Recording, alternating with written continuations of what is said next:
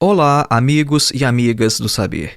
Neste episódio de hoje, nós vamos mostrar que gosto se discute sim. Nós vamos falar sobre estética, filosofia da arte e a crítica da Faculdade do Juízo, de Immanuel Kant. Ao contrário do que afirma o dito popular, gosto se discute sim. E existe na filosofia, inclusive, uma disciplina específica para tais discussões, e o seu nome você já conhece. Trata-se da estética. No sentido popular, nós vemos essa palavra designando coisas como estilo, beleza ou forma, como por exemplo, eu não gostei muito da estética dessa coisa não. Só que o significado de estética na filosofia, o significado original não é bem este. A origem do termo é o substantivo grego aístesis e significa basicamente sensação. Nesse episódio nós vamos mostrar por que gosto se discute sim e por que não faz sentido as afirmações de que gosto cada um tem o seu ou que gosto não se discute. No que diz respeito ao belo, no que diz respeito à arte, gosto é algo que se discute e nós vamos mostrar nesse episódio por quê. Acompanhe.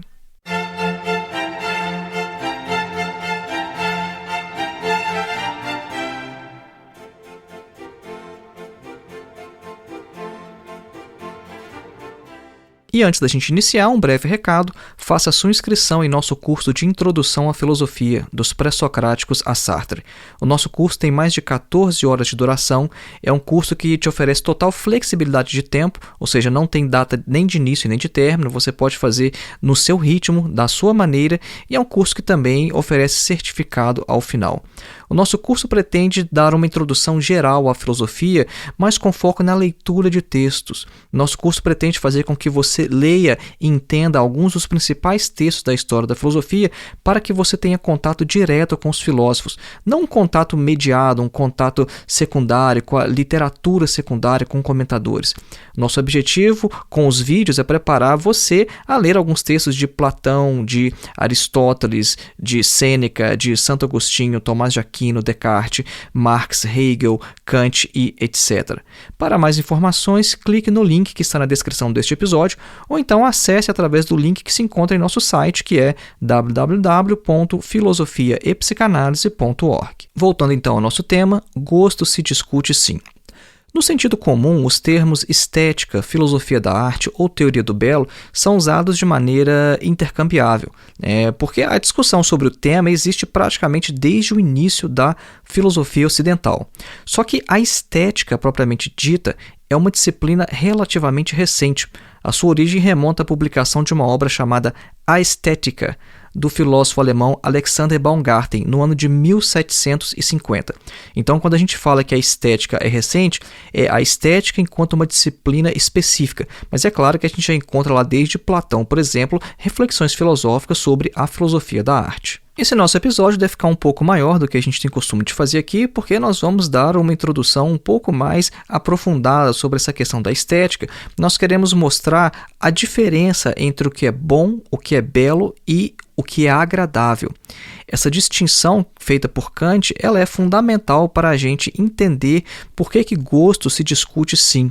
O nosso foco aqui vai ser principalmente a discussão realizada pelo filósofo alemão Immanuel Kant em sua obra Crítica da Faculdade de Julgar, ou então Crítica da Faculdade do Juízo, dependendo da tradução. O conceito de estética é o que melhor simboliza o movimento através do qual a filosofia kantiana inverte a relação entre finito e infinito, entre homem e Deus.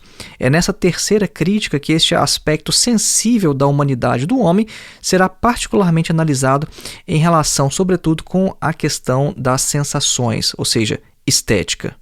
Inicialmente, a fim de que tenhamos uma melhor compreensão do assunto, vamos voltar um pouco no tempo, porque a forma como a gente percebe o belo hoje em nossa sociedade é bem diferente do que os gregos, por exemplo, percebiam há 2.500 anos atrás, por exemplo. Nas sociedades antigas, as obras de arte elas tinham uma função sagrada. Entre os gregos, por exemplo, elas refletiam a ordem cósmica exterior e superior aos homens. Ou seja, cada obra de arte para os gregos era como se fosse um pequeno universo, uma miniatura do cosmos. Cosmos é a palavra grega para universo. Então, cada obra de arte era um cosmos em miniatura. Para Platão, por exemplo, o belo ele não se define somente em termos de criação subjetiva e nem mesmo em função do efeito que o belo possa produzir na sensibilidade particular de um indivíduo. A ideia do belo é associada de uma ordem objetiva e submetida à medida e a proporção.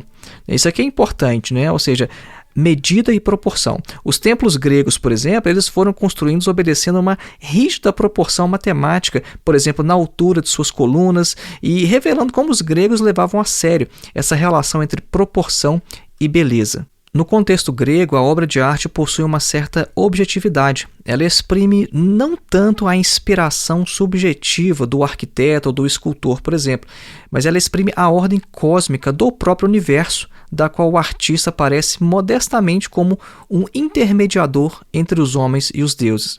A ideia que a gente tem hoje do artista como um criador, né, e essa exigência de originalidade, ou seja, o artista tem que ser original, isso é um fenômeno mais recente, cujas origens remontam à ideia cartesiana de tábula rasa. O belo hoje, para nós, ele não deve ser mais descoberto, como se já existisse no mundo objetivo independente de nós, mas ele deve ser criado, inventado pelo próprio artista.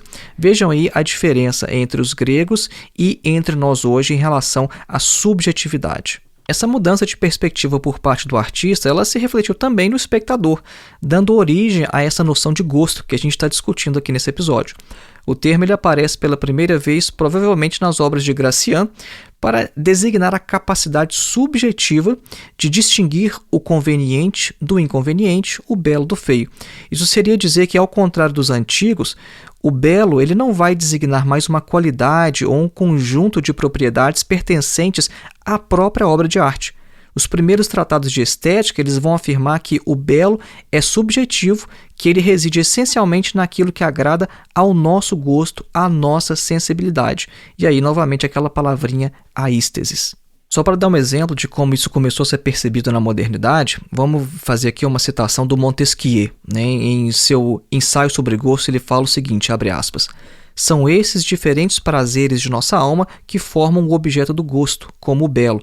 As fontes do belo, do bom e do agradável estão, portanto, em nós mesmos, e buscar suas razões é buscar as causas dos prazeres em nossa alma. Neste trecho aqui, a gente já pode ver que a ruptura com a antiguidade ela é clara, mas ela não é súbita, repentina, né? Porque, num primeiro momento, não desaparece ainda a ideia de que o artista deve investigar a harmonia. Só que a ruptura vai ser total ao afirmar que esta harmonia não é de uma ordem exterior e superior ao homem. E o que o Kant depois ele vai mostrar é que a harmonia ela se encontra na faculdade subjetiva em nós, de modo que não é porque o objeto é intrinsecamente belo que ele nos agrada, mas porque ele fornece um certo tipo de prazer relacionado mais à organização da nossa subjetividade humana e sensível do que à encarnação de uma ordem exterior a nós. Então percebam esse movimento que a gente está falando agora, né? Para os gregos, a beleza ela era uma reprodução da ordem do cosmos, do universo, e o artista ele descobria a beleza que existe no mundo.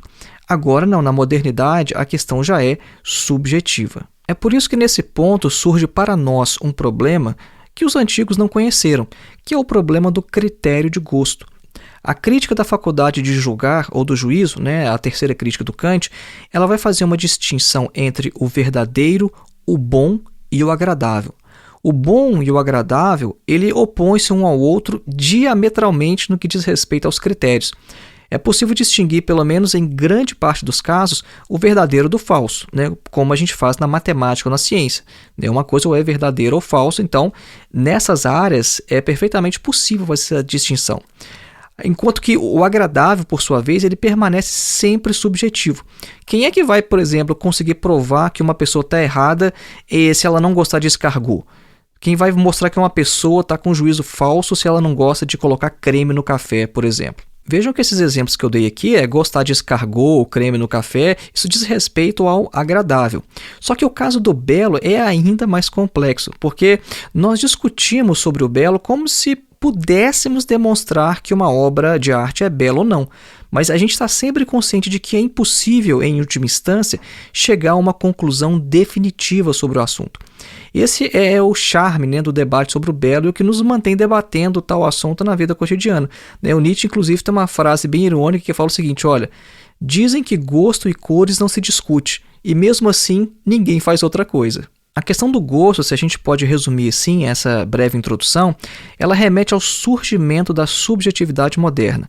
Ela é resultado da ruptura com o mundo antigo, no qual não se duvidava da objetividade do belo, definido como uma espécie de um microcosmos, ou seja, a imagem do grande cosmos. Só que para nós, hoje, surge um problema.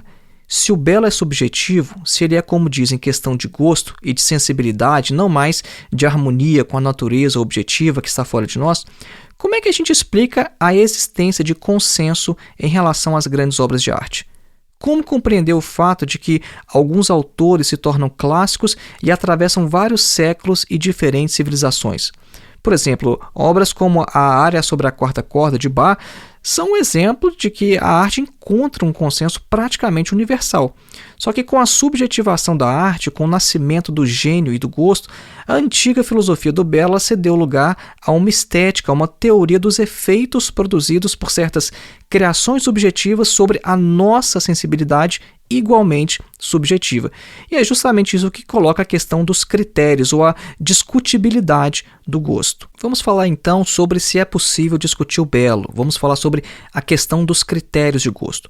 Porque se o gosto é algo puramente subjetivo, como é que poderia haver consenso ou pelo menos uma concordância quase geral sobre algumas obras de arte ou da natureza? É praticamente incontestável, por exemplo, a beleza natural das praias de Fernando de Noronha ou dos Alpes suíços, assim como a beleza artística das obras de Homero, de Shakespeare, de Bach ou então das pinturas italianas. Tais obras elas recebem uma adesão que, se não universal, elas vão pelo menos muito além das fronteiras de suas épocas e culturas. O próprio Karl Marx ele menciona essa questão em sua introdução à crítica da economia política. Vejam só como que o Marx também já tinha identificado o problema. Ele fala o seguinte, abre aspas, a dificuldade não reside em compreender que a arte e a epopeia grega estão ligadas a certas formas de desenvolvimento. A dificuldade reside no fato de que elas ainda nos proporcionam prazer artístico e ainda valem, em certo sentido, como norma e padrão inalcançáveis. Fecha aspas. O que o Marx está falando aqui é o seguinte, olha, a gente sabe que a epopeia grega está ligada a uma determinada fase de desenvolvimento material, econômico, a determinadas relações sociais. Agora, por que essas obras produzidas em sociedades tão diferentes, elas ainda nos proporcionam prazer estético? Aí está o mistério, é isso que a gente tem que explicar. Vamos dar um exemplo prático aqui sobre essa questão da concordância quase universal sobre algumas obras de arte. Vamos ouvir por alguns segundos a Área sobre a Corda Sol, do Bach, e vamos ver se esta é uma obra bela de fato ou se alguém poderia discordar e afirmar o contrário, que essa obra ela não é bela.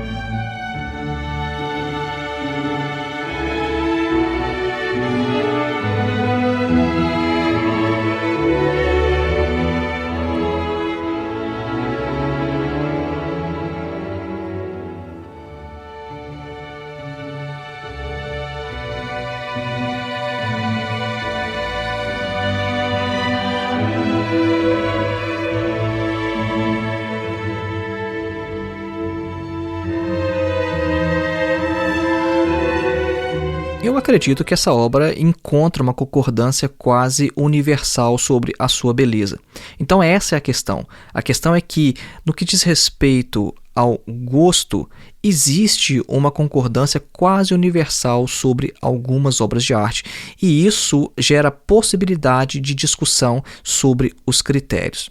A questão ela se torna complexa hoje diante do relativismo contemporâneo, porque sob influência das ciências sociais, principalmente, a gente tende a considerar tudo como relativo, dependente de época, de lugar, de classe, de gênero e outros fatores determinantes. Então, nós fomos progressivamente habituados à ideia de que não existem valores universais, absolutos, eternos. A pós-modernidade, o período que a gente vive, é o período de crise do universal. E essa tendência ela procura fazer caminho também na filosofia. A discussão estética, no entanto, entanto, em caminho inverso, ela vai no sentido de que é possível argumentar em matéria de arte, e a estética tenta encontrar então os critérios do belo que parecem insustentáveis ao senso comum. A discussão estética também apresenta uma característica central comum a toda a filosofia do período moderno, que é o seguinte: como fundar a objetividade sobre a subjetividade. E aqui se mostra mais uma vez a tensão entre o individual e o geral, entre o subjetivo e o objetivo. O consenso entre as obras de arte nos une mais do que qualquer outro assunto. O David Hume, por exemplo, ele observou com uma certa ironia que há menos desacordo sobre a grandeza de Homero ou de Shakespeare do que sobre a validade da física de Galileu ou de Descartes. E como que isso seria possível se, ao falar sobre o belo e sobre o gosto, nós estamos no próprio coração, ali no cerne da subjetividade? Ao final do século XVIII, 3 grandes respostas foram apresentadas à questão dos critérios do belo. A primeira delas, chamada de classicismo francês, é uma herança do racionalismo de René Descartes e vai afirmar que o belo é uma ilustração de uma ideia verdadeira, como se fosse uma encarnação de uma verdade da razão na matéria sensível. Então vejam que interessante, hein? No classicismo francês, o belo ele vai ilustrar uma ideia verdadeira. Veja a relação entre o que é belo e o que é verdadeiro. A universalidade do bom gosto teria então uma ligação com o mundo objetivo que é desvelado, que é revelado pela razão, de modo que o gênio clássico ele não é tanto aquele que inventa, mas aquele que desvela e descobre, de maneira análoga à atividade científica. Então, o belo nessa concepção clássica ele vem da verdade. Uma segunda resposta vem do empirismo inglês. Então, colocando grande ênfase na matéria, óbvio, porque são empiristas, essa segunda resposta vai afirmar que a beleza ela não é somente uma ilustração de uma ideia verdadeira, de uma verdade da razão, como queria o classicismo antes dele. A beleza reside, ao contrário, no próprio objeto concreto que, de forma material, agrada os nossos órgãos sensoriais. Então, o consenso sobre as obras de arte seria explicado nessa perspectiva pelo fato de que todos os seres humanos possuem os mesmos órgãos sensoriais e o que agrada a um deve agradar o outro também, de modo que a concordância quase universal não seria nenhuma surpresa, Ou seja, nós temos a mesma estrutura física enquanto seres humanos, então o que agrada uma pessoa agrada a outra, então resolvido o problema. Algumas das consequências dessa posição seriam a retomada da antiga analogia da arte com a culinária e o deslocamento do problema então da concordância para a discordância, para a divergência. Então vejam, se por um lado resolver o problema, no empirismo, ou seja, como nós somos iguais, o que agrada um deve agradar o outro, a questão é, por que então que algumas coisas não agradam? Vejam que com o empirismo muda o foco da discussão. O que tem que ser explicado não é mais a concordância, mas é por que as pessoas discordam. Por que algumas acham uma obra bela e outras acham a mesma obra não bela. Mas o que acontece com isso então é que, como a gente já acabou de falar, teve uma retomada então da antiga analogia da arte com a culinária. A gente vai ver que não tem nada a ver a arte e culinária, porque não tem essa questão de que é simplesmente gosto, simplesmente uma questão de paladar. A gente teve esse deslocamento do problema da concordância para a discordância. E a gente teve ainda uma terceira consequência que foi o encastelamento da discussão estética nos domínios dos especialistas, ou seja, aqueles que seriam uma espécie de cientistas da área. Então, para resumir, a proposta do empirismo inglês ela ainda permanece ligada a uma ideia clássica de uma objetividade do belo. Só que essa objetividade ela não está em uma razão universal, como no modelo cartesiano, mas na hipótese de uma estrutura psicobiológica comum a toda a humanidade. A terceira resposta, então, ela vem de Immanuel Kant. Em sua crítica da faculdade do juízo, o filósofo alemão ele assenta as bases de uma concepção de gosto que ultrapassa essa oposição entre racionalismo e empirismo. O belo não vai ser nem o verdadeiro, como pensou o classicismo, e nem o agradável, como queriam os empiristas. Essa nova concepção ela vai se ancorar justamente no fato socialmente observável de que as pessoas discutem sim sobre o gosto. Como diz o Nietzsche, as pessoas dizem que gosto não se discute. No entanto, elas não fazem outra coisa, elas continuam discutindo mesmo assim. Em matéria de gosto, não é possível fazer demonstrações, porque aqui não se trata de ciência ou de verdade. Só que, por outro lado, o que vai lhe distinguir do agradável e, consequentemente, lhe afastar da arte culinária é a possibilidade de discutir sobre ele como se fosse possível dar argumentos a favor ou contra um determinado juízo de gosto. Na perspectiva kantiana, o belo ele é definido como um intermediário entre a natureza e o espírito, entre o inteligível e o sensível, seria um tipo de reconciliação entre os dois. É como se o sensível em si, ele fizesse sinais de si mesmo em direção a significações inteligíveis. Então, meio complexo isso, mas um exemplo, é assim que a gente compreende, por exemplo, um coral do Bach ou então uma sonata de Mozart. A gente pode compreender a música como se fosse uma história que alguém conta a uma criança, ou seja, uma música, principalmente a música barroca, a música clássica, ela tem um início, um desenvolvimento e um fim.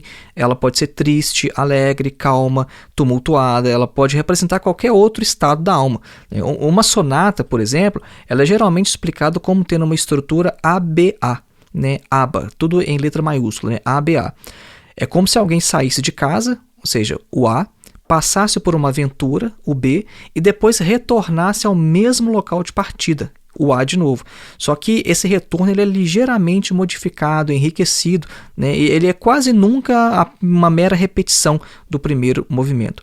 A questão, porém, é que a gente conceitua isso tudo a partir de fenômenos puramente sensíveis, porque a música pura, ela não tem palavras, não tem conceitos, não tem imagens ou representações intelectuais de qualquer sorte. Tudo é material, só que mesmo assim, este material faz sentido, ele se torna inteligível.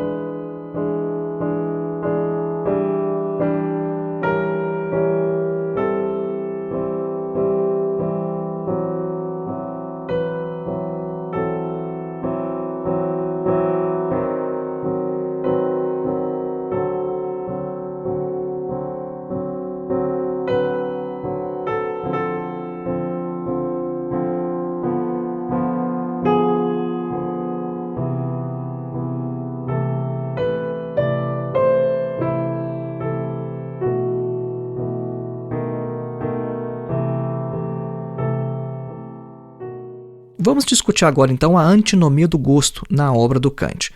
Um dos pontos de partida da análise do Kant é a concepção do senso comum de que cada um tem seu gosto. Só que essa afirmação ela confunde, no entanto, o belo com o agradável, como se o gosto fosse uma questão meramente subjetiva que não dependesse da adesão de outras pessoas. Esse episódio aqui, então, a gente está falando que gosto se discute sim. E por que o senso comum erra quando fala que o gosto não se discute?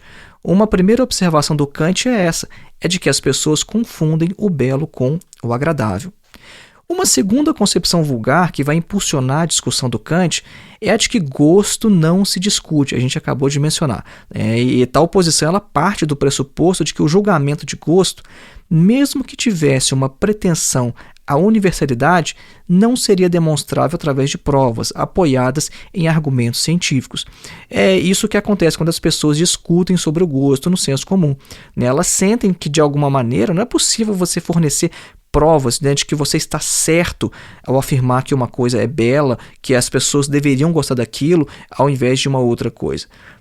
As pessoas têm essa sensação, ou seja, elas não podem chegar a uma demonstração como se fosse na ciência, a demonstração de uma verdade. Então, recapitulando, o primeiro ponto de partida de Kant é a concepção do senso comum de que cada um tem o seu gosto, a segunda é a concepção também vulgar de que gosto não se discute, e ele ainda vai acrescentar uma terceira que já foi descoberta tanto pelo classicismo quanto pelo empirismo, que é a seguinte: gosto se discute sim. Só que essa aí não vai contradizer a anterior de que gosto não se discute, Ou seja, não há uma contradição entre o princípio de que gosto não se discute e que gosto se discute. Como assim não tem contradição nisso?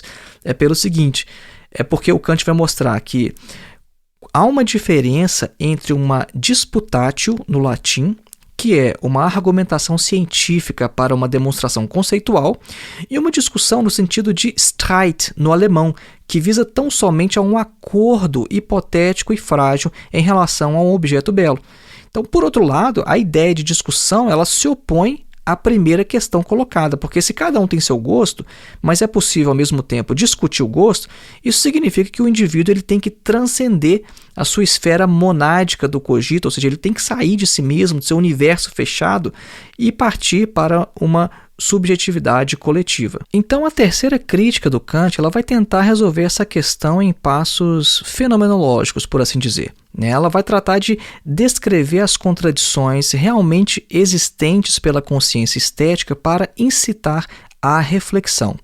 E considerando que a reflexão também é algo individual, que se encontra no próprio sujeito, fica o sentimento lá no fundo de que é impossível demonstrar a validade de nossos julgamentos estéticos, e, portanto, de legitimamente discuti-los. Só que mesmo assim a gente mantém a esperança em qualquer discussão estética de que a nossa experiência ela não vai ser totalmente estranha a outra pessoa e que nós vamos ser compreendidos, tendo em vista que ambos somos seres humanos. O julgamento de gosto ele se manifesta através de uma visão comunicativa intersubjetiva, através de um alargamento tanto do objeto quanto do sujeito. O fato de que a gente discute a experiência estética, isso é índice, isso mostra que nós consideramos a experiência estética comunicável, ao contrário da discussão culinária ou sobre o artesanato, porque a discordância na área estética ela leva a um verdadeiro diálogo. Se o indivíduo, por exemplo, não gosta de sorvete de morango, então não há mais conversa sobre o assunto. Mas se ele afirmar, por outro lado, que a música de Bach não é bela, a situação é outra. Mesmo que a experiência estética ela não seja fundada em conceitos científicos ou que a comunicação a que ela induz jamais seja garantida, a questão é que nós discutimos sobre o gosto. Então, a estética, enquanto disciplina filosófica, ela investiga como isso é possível e quais são os critérios do belo e do gosto. O juízo de gosto, na posição do Kant, se funda sobre um conceito indeterminado, de modo que a sua solução do problema vai nesse sentido. A beleza evoca as ideias da razão, presentes em todos os seres humanos, e por isso ela pode transcender a subjetividade particular e suscitar um senso comum. O objeto belo é, ao mesmo tempo, sensível e intelectual, é a reconciliação contingente da natureza e do espírito e fruto da própria natureza. É uma formulação complexa, mas a título introdutório a gente não precisa se preocupar em gravar isso, mas a solução do Kant ela vai nesse sentido. Então, fundamental para a gente entender agora a discussão colocada aqui neste episódio, de que gosto se discute sim. Fundamental vai ser a gente entender a distinção entre o belo, o bom e o agradável. Nós vamos falar agora. O Kant afirma que para a gente decidir se um objeto é belo ou não, a nossa representação ela não se relaciona ao objeto através do entendimento para conhecê-lo, mas ao próprio sujeito através da faculdade de imaginação e também do sentimento de prazer ou desprazer sobre o mesmo. Então, o juízo de gosto não é um juízo de conhecimento ou lógico, mas é um juízo estético. Do que eu falei aqui agora, preste atenção no seguinte: a nossa representação não se relaciona ao objeto, mas ao sujeito. Veja esse deslocamento aí entre sujeito e objeto. O agradável, que no alemão o Kant chama de angenehm, o termo alemão que a gente traduz no português para agradável, ou seja, o agradável, que é o angenehm, o belo e o bom, eles vão designar três diferentes relações da representação quanto ao sentimento de prazer ou desprazer em relação ao qual nós distinguimos objetos ou tipos de representações. Agradável é aquilo que causa prazer, belo é aquilo que simplesmente agrada e bom é aquilo que é avaliado, calculado, no qual um valor objetivo é colocado. A agradabilidade ela se aplica também aos animais irracionais.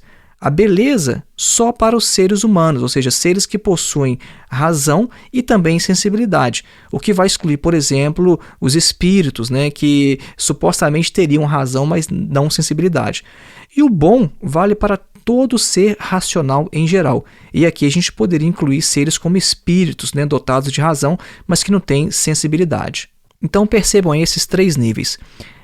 O que é agradável se aplica também aos animais. A beleza somente para seres humanos, porque a beleza ela precisa de razão e sensibilidade. Agora, o que é bom depende do conceito. Então, mesmo se existisse um ser racional, como um espírito, um fantasma, que não sente nada, mas tem razão, isso também serviria para ele. Dessas 3 formas de regozijo, né, a palavra em alemão é Wohlgefallen, né, eu traduzi como regozijo porque eu li esse trecho da Crítica da Razão Pura direto em alemão, então vamos colocar assim, regozijo, essas 3 formas de regozijo, né, de satisfação interior em relação ao objeto.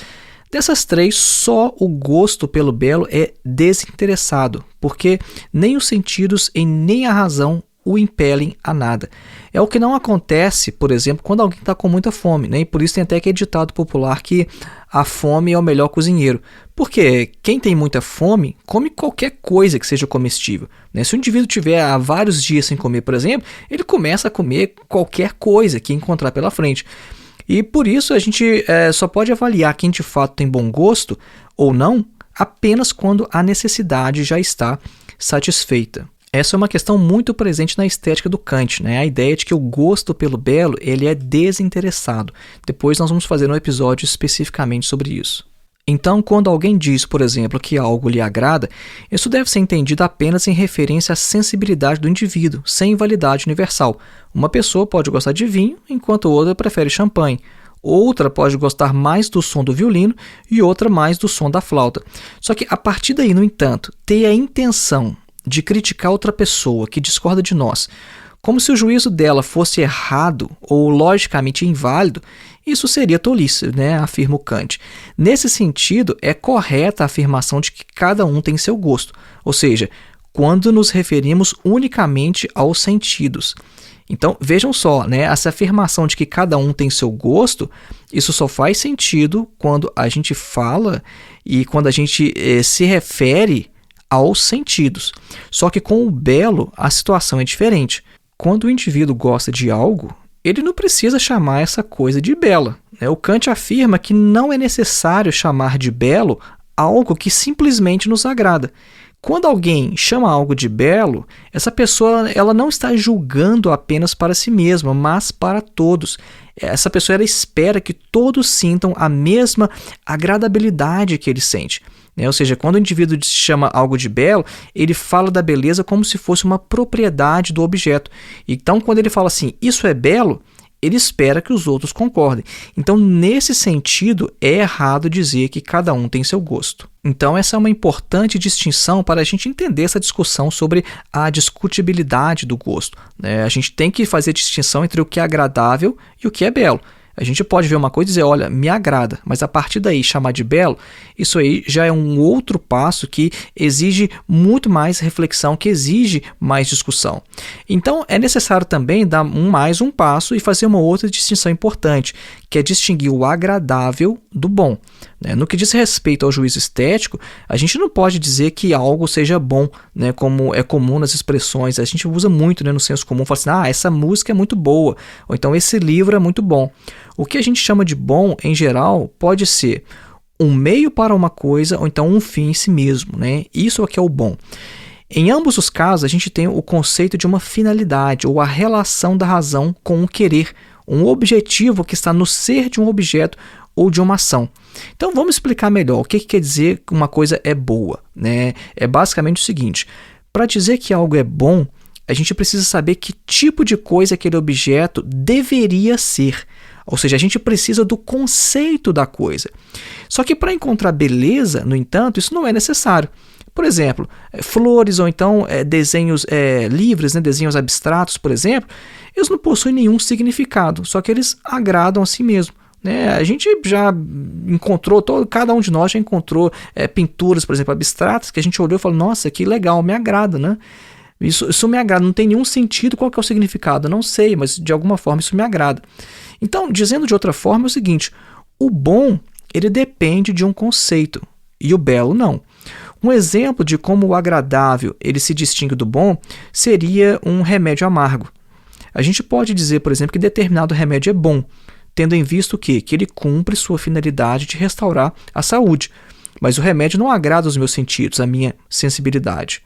Por outro lado, a gente também pode dizer que determinados alimentos, principalmente industrializados, eles são agradáveis ao nosso paladar, mas não são bons se considerados, tendo em vista a manutenção da nossa saúde. Então, o caso do remédio deixa isso muito claro, né? E também em relação à comida, né? Em relação à culinária, né? O remédio é bom? Sim, ele é muito bom, mas não é nem um pouco agradável, ele é extremamente amargo. Ele é bom, mas não é agradável. Uma coisa pode ser agradável, né? A gente pode, por exemplo, comer aqueles salgadinhos, né? Que é cheio de calorias, né? Que às vezes tem ali um aroma de bacon. Que delícia esse salgadinho, esses chips. Mas ele não é bom. Ele é agradável, mas ele não é bom. Então é neste sentido que nós devemos manter a distinção nos juízos estéticos. Dizer que algo nos agrada não é o mesmo que dizer que algo é belo ou bom. E, ao dizer que algo nos agrada, nós estamos nos referindo restritamente à nossa sensibilidade. Ao chamar algo de belo, no entanto, a gente pressupõe a concordância de outros e a gente espera que as outras pessoas tenham a mesma experiência que nós. E no caso do bom, nós vimos que para dizer que algo é bom, nós precisamos de um conceito. Então, tendo clareza dessa distinção entre o bom, o belo e o agradável, a gente entende por que gosto se discute sim. E o fato é que nós encontramos uma concordância quase universal em relação a algumas obras de arte. Isso mostra há algo dessas obras de arte que faz com que todos nós tenhamos a mesma experiência diante delas, e essa experiência não se restringe a uma determinada sociedade, a um determinado tempo ou determinado lugar, como nós mostramos que até o próprio Karl Marx, né, fez esse comentário em sua introdução à crítica da economia política. Ou seja, por que a gente encontra prazer nas obras dos gregos até hoje?